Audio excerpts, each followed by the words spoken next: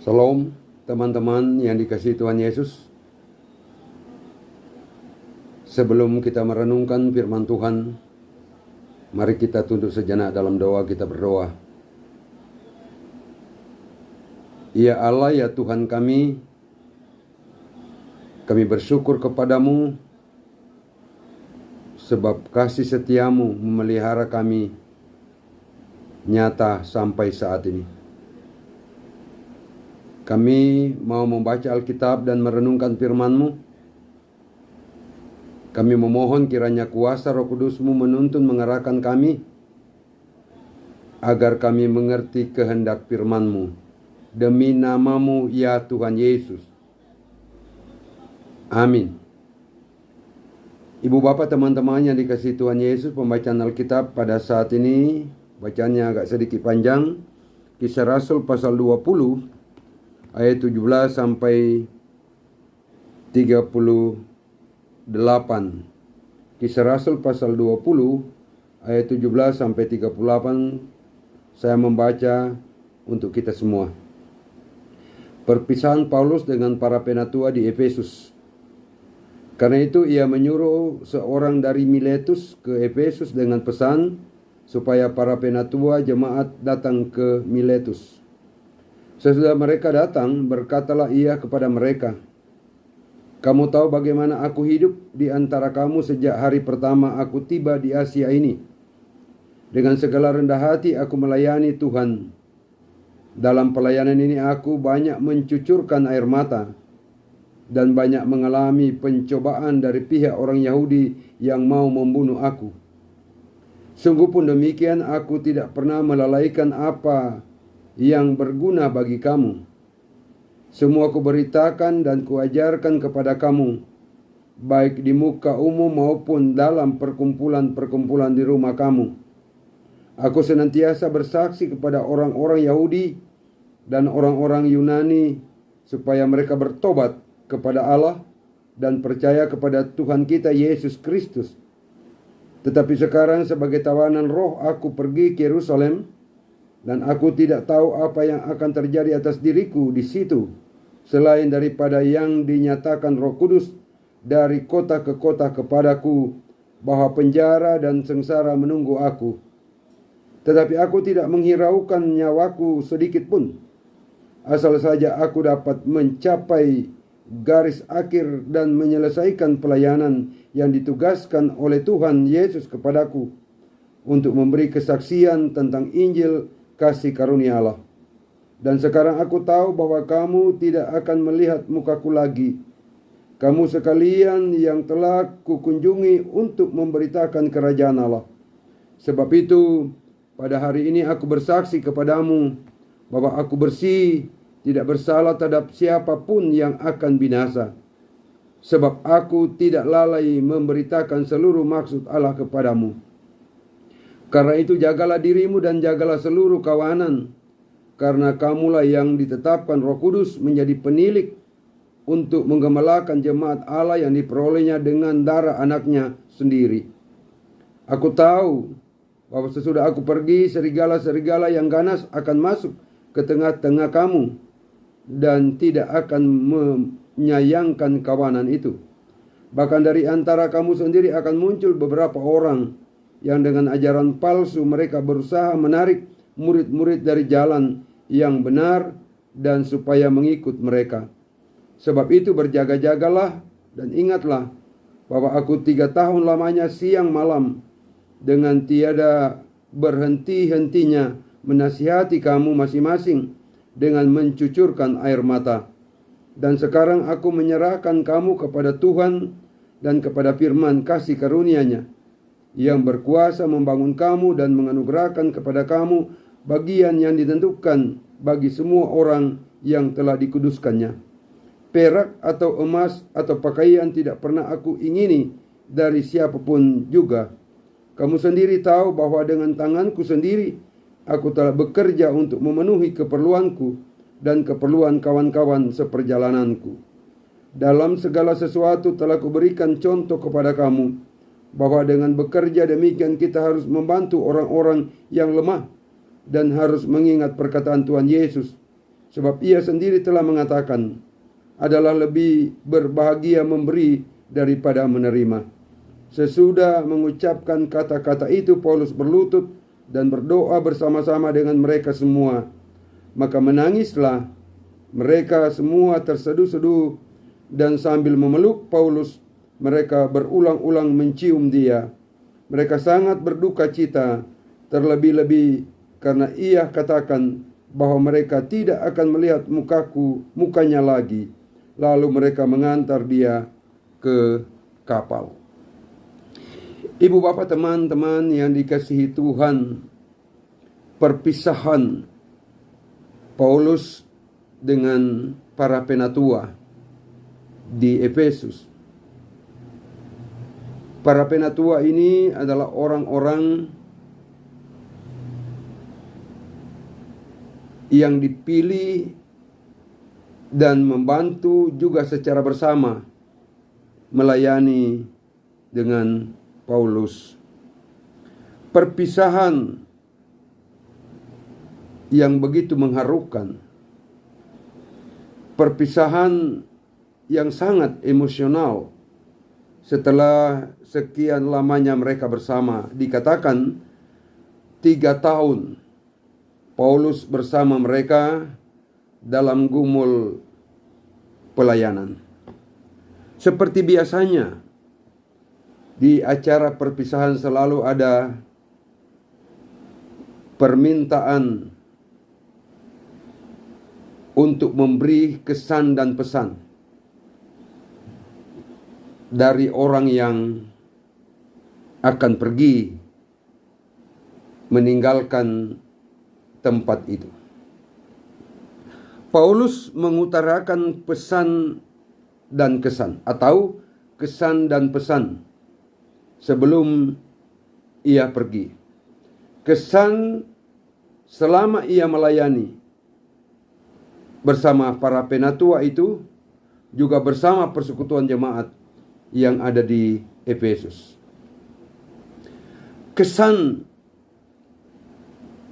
Paulus diungkapkan di ayat 18. Sesudah mereka datang, berkatalah ia kepada mereka, kamu tahu bagaimana aku hidup di antara kamu sejak hari pertama aku tiba di Asia ini. Dengan segala rendah hati aku melayani Tuhan.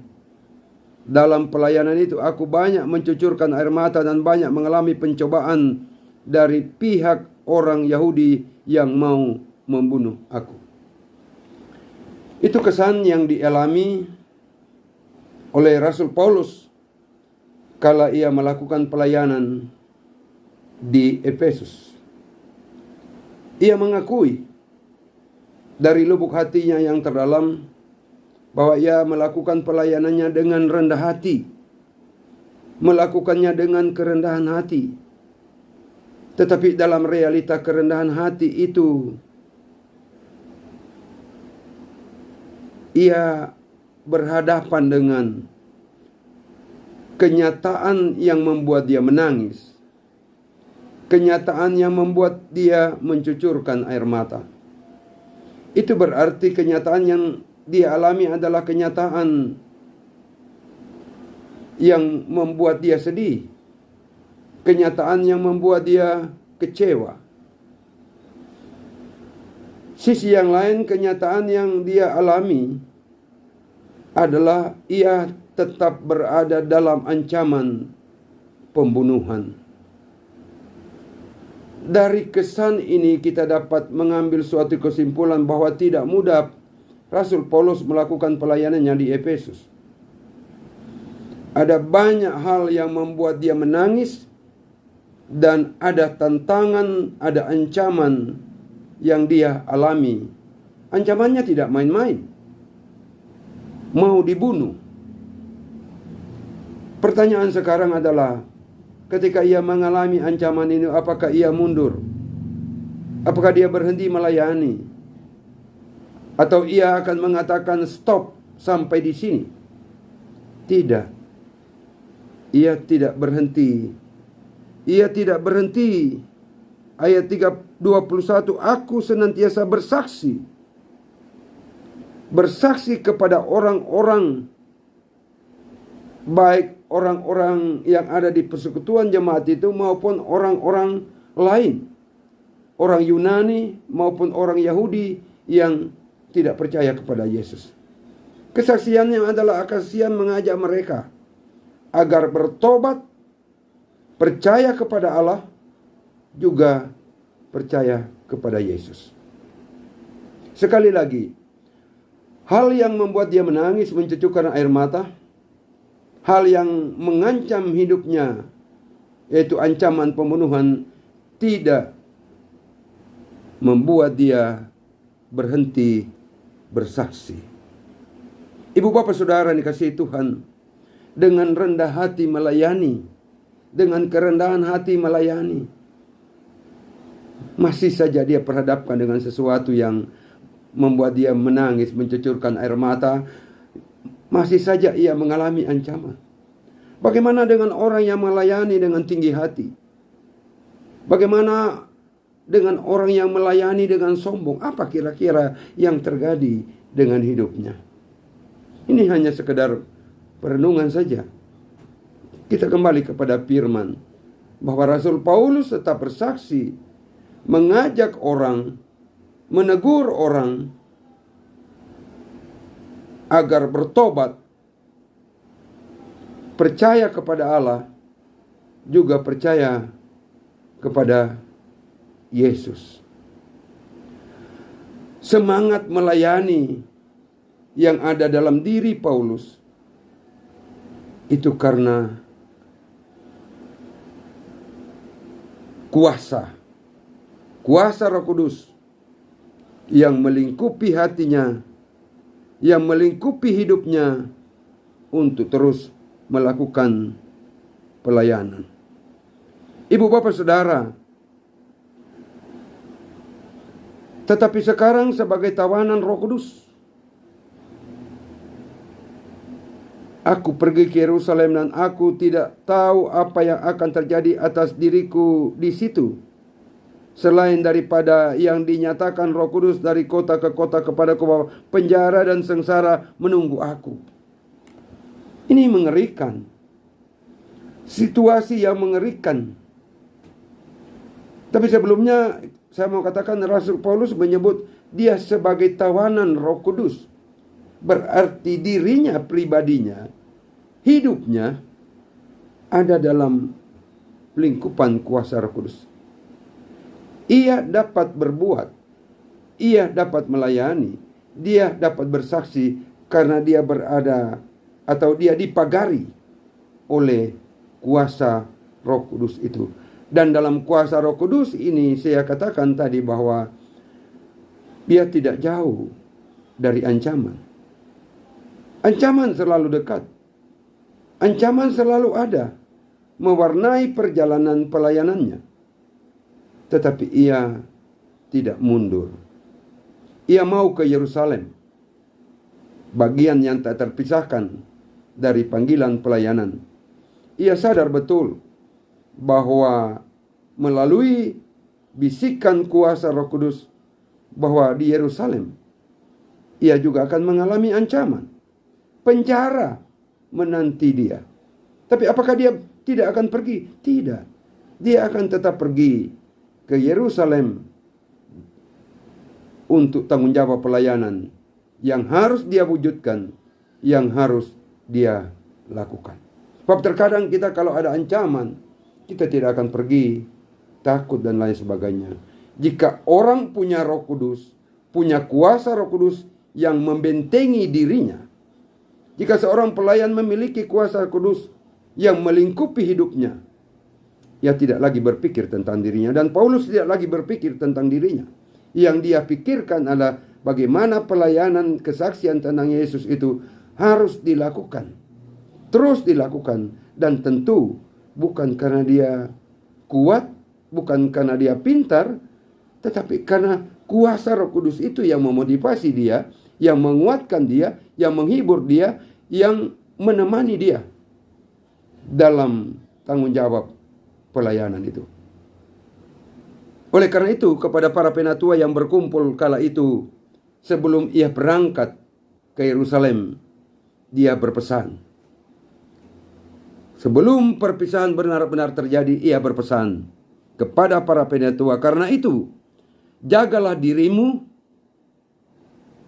dan jagalah seluruh kawanan, karena kamulah yang ditetapkan Roh Kudus menjadi penilai untuk menggembalakan jemaat Allah yang diperolehnya dengan darah anaknya sendiri.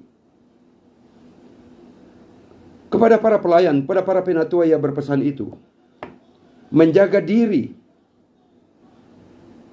Bukan berarti menyelamatkan diri sendiri, tidak. Menjaga diri dan menjaga kawanan domba.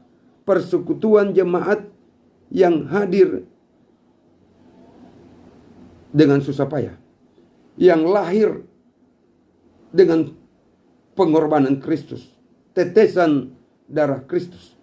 Jangan sia-siakan persekutuan jemaat.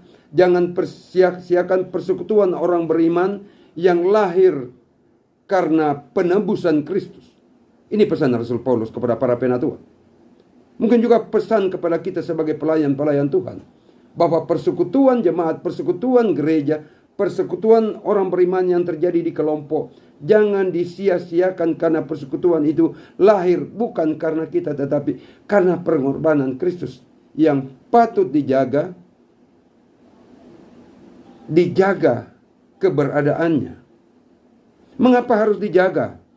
Rasul Paulus mencatat di bacaan Alkitab saat ini bahwa aku tahu, ayat 29, aku tahu bahwa sesudah aku pergi, serigala-serigala yang ganas akan masuk ke tengah-tengah kamu dan tidak akan menyayangkan kawanan itu.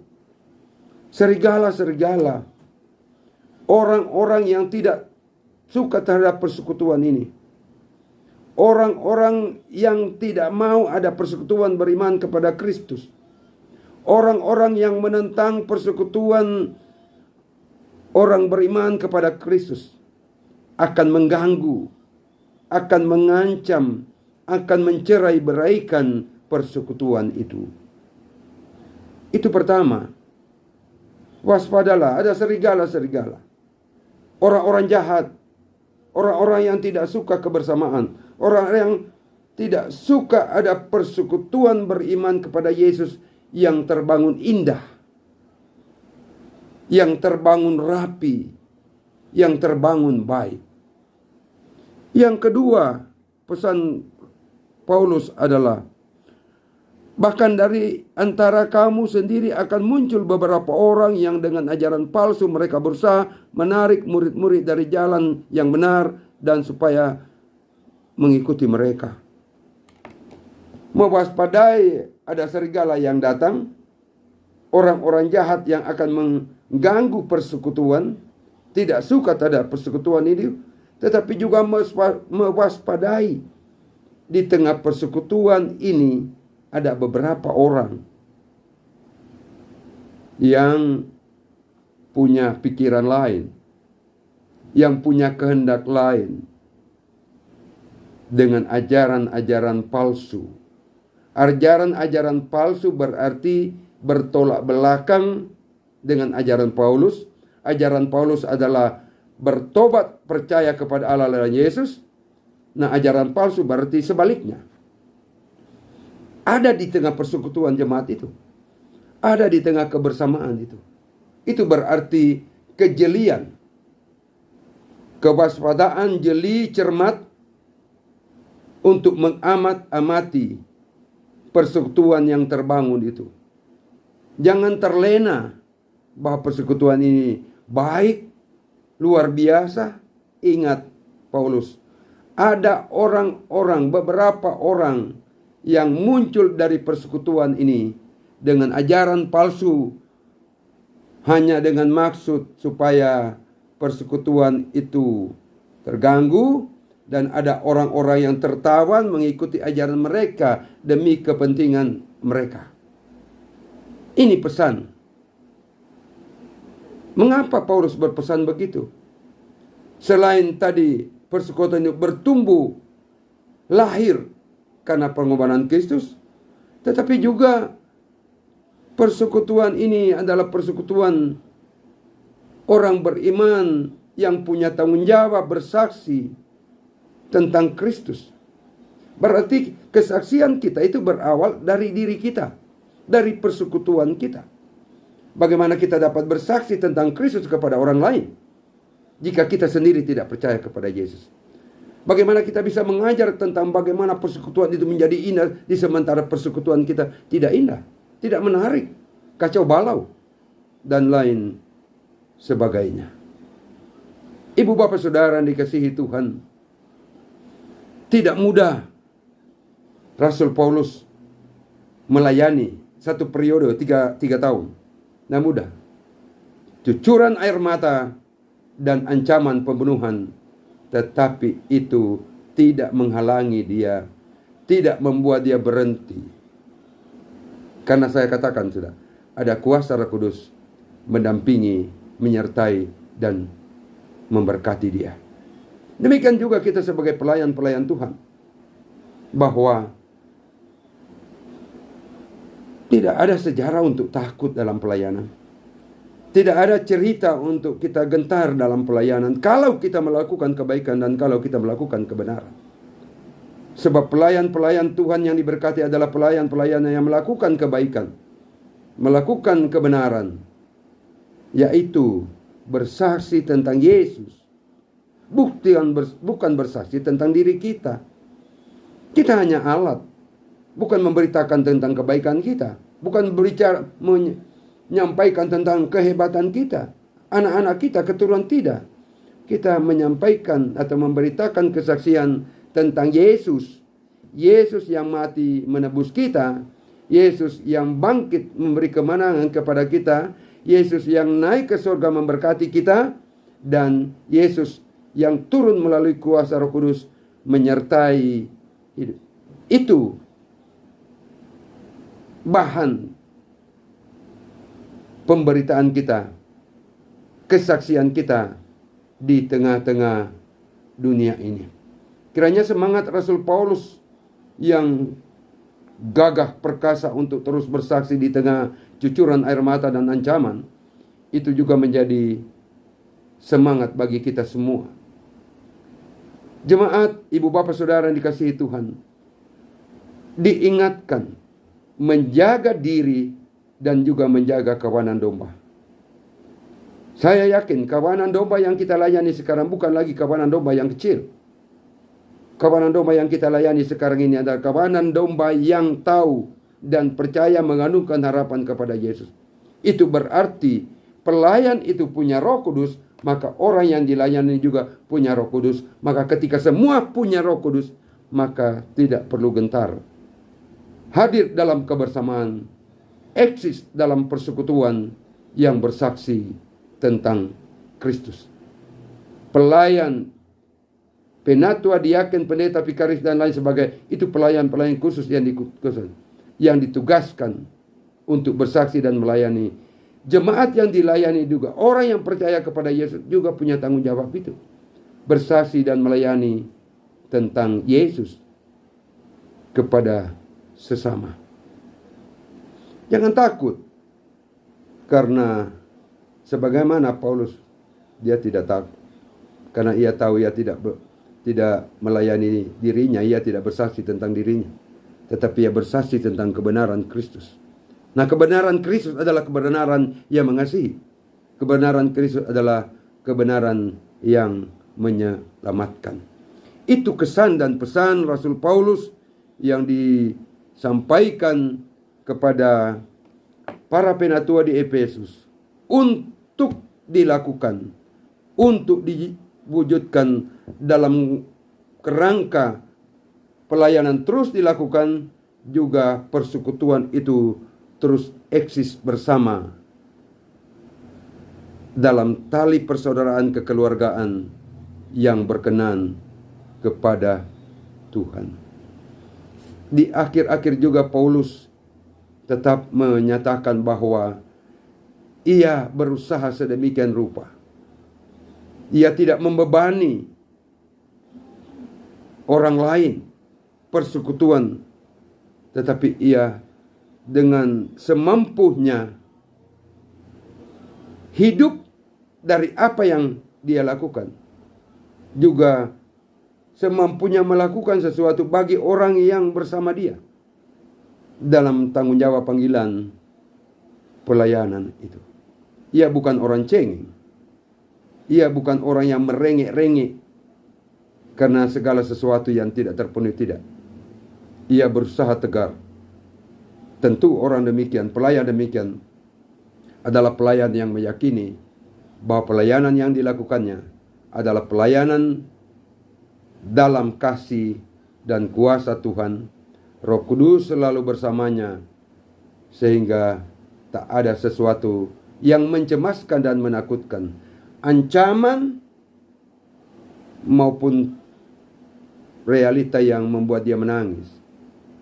Kebutuhan tetap dia penuhi karena ia melakukan. Buat kita semua, pelayan-pelayan Tuhan, bahwa dari pelayanan yang dilakukan dengan baik dan benar, yaitu bersaksi tentang Yesus, sesungguhnya kita terpelihara dan dipelihara oleh Yesus. Tidak kan? Yang penting apa yang kita lakukan dalam pelayanan ini, apa yang kita lakukan dalam kesaksian ini. Apakah benar kita bersaksi tentang Tuhan? Jika benar, maka jaminan hidup kita, penyertaan dan pertolongan Tuhan akan nyata. Pada akhirnya Paulus harus meninggalkan teman-teman sepelayanan, meninggalkan para penatua yang bersama kala itu. Sedih berpisah. Tapi apa mau dikata? Perpisahan harus terjadi karena ke Yerusalem. Ada tempat lain menunggu Paulus untuk bersaksi dan melayani. Tidak terus di situ. Tidak berkembang kita. Jika kita mampu melayani di tempat itu karena kuasa Roh Kudus, maka kita pun diingatkan ada tempat lain di sana yang menantikan kita untuk melakukan tanggung jawab pelayanan itu, melakukan tanggung jawab kesaksian itu. Roh Kudus ada bersama Paulus di Efesus.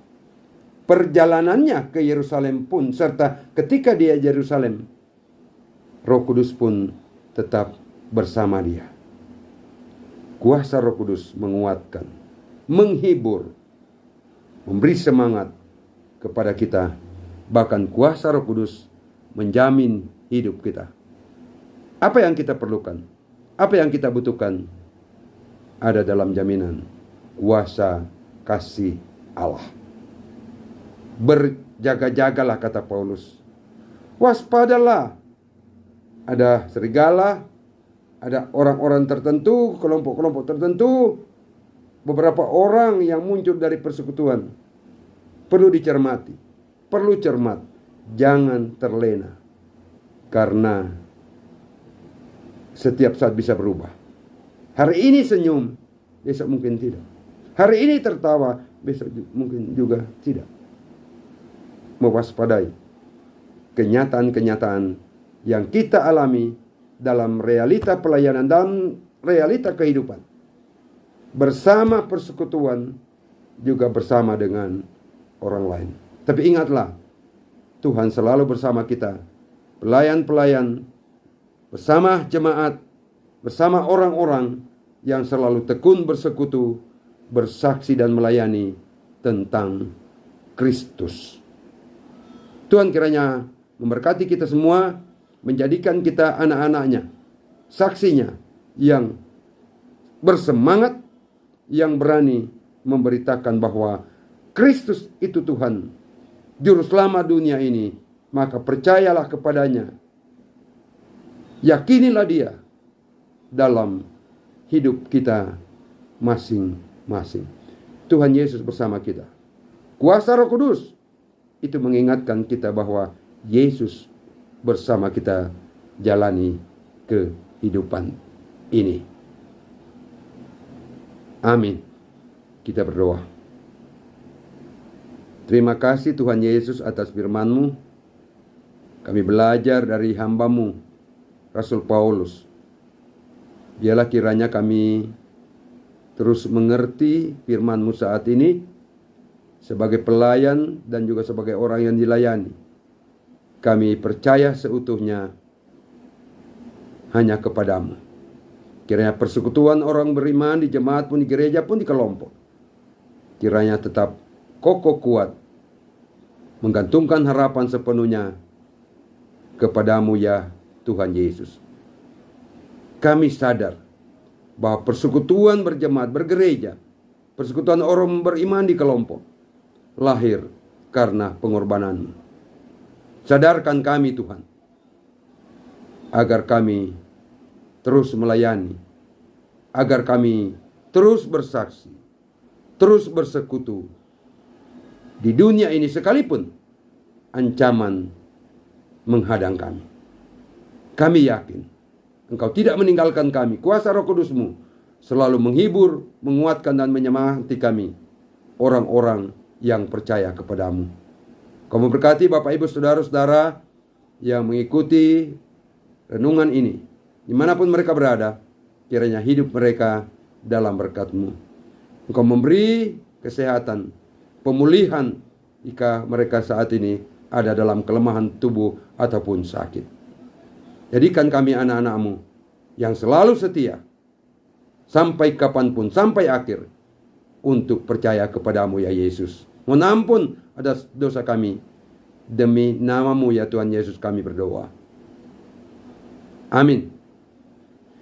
Demikian teman-teman pembacaan dan perenungan firman Tuhan pada saat ini. Tuhan memberkati kita semua dan shalom.